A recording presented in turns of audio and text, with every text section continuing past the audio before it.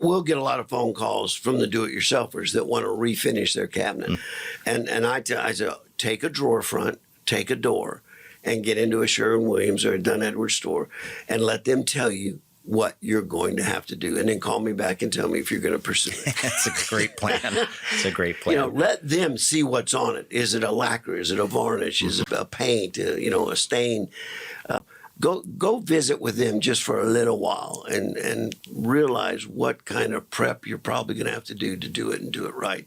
Because a lot of times they'll run a palm sander over it and then they'll just paint it.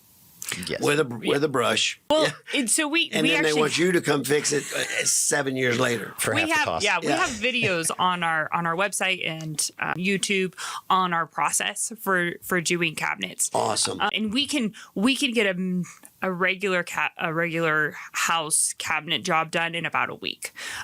When we tried to do our own cabinets, it took us 3 weeks. So it's a lot longer when you don't do it every single day, and that's every day. You don't have your kitchen to work in. But a lot of those projects are also the same ones that we're coming back and we're taking care of the failing paint because they just sold the house, and now you purchased a house and realize that It was failing. a DIY.